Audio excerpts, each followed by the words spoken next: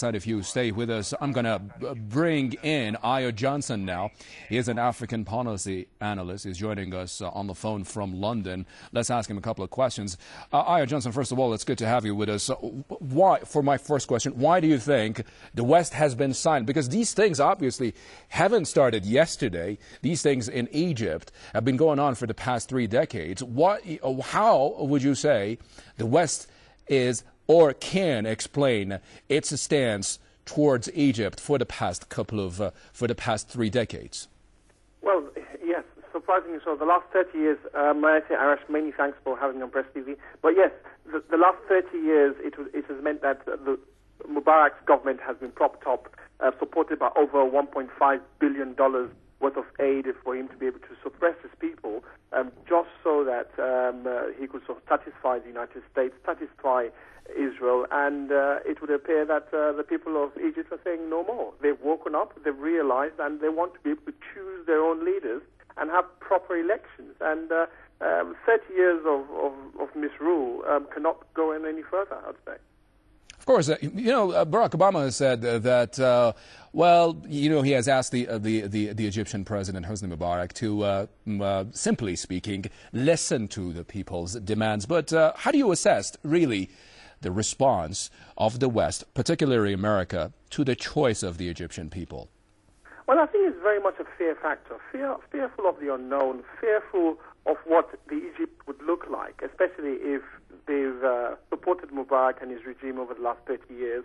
But more so, they're concerned about the Suez Canal. How can they control the supply of oil through the canal there? And very much concerned about the fact that if there should be any inconsistencies or any problems in Egypt, it could affect oil prices, it could lead to inflation, and the markets would respond very badly to it. And we're seeing that currently, where oil prices are at their very highest currently.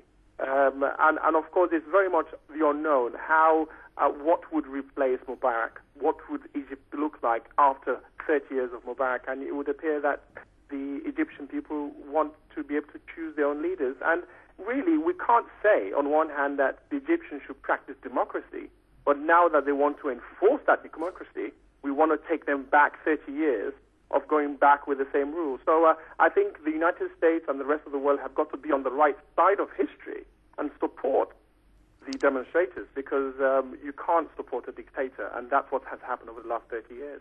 Of course, that was among the questions that I was going to ask, that what would be the shape of a future Egypt, perhaps, if there's going to be a new one. But before that, I think you agree with this. Hosni Mubarak is more than 80 years old. He's been in power for the past 3 decades. Why is he sticking so hard to the power he doesn't want to lose? Well, it's not just him. It's something that we've seen across Africa, and Egypt is an African country. We must realize that. But some leaders have got to realize that the job's not for life. It's for a series of terms or a term. And Mubarak had even had plans of bringing his son Gamal to take over his reign at some time. And of course, the Egyptian people are not going to accept that. So I think it's more to maintain the lifestyle, to maintain the power, to maintain the control, and very much be able to enforce his own discipline on the country. And I think the Egyptians, who, just like the Tunisians, are very, very educated. You've got a nearly 80%, if not 70 to 80% of the population of which are under 30 years old. They're very much aware of how global politics works. And there's nothing wrong with them wanting more for themselves and their communities. And this is the way they're going to vent their frustration, by going out and protesting and asking for a change. And deservedly so, I'd say. Okay, many thanks. Ayo Johnson, African policy analyst, all the way from London, explaining on the ongoing situation in Egypt. I believe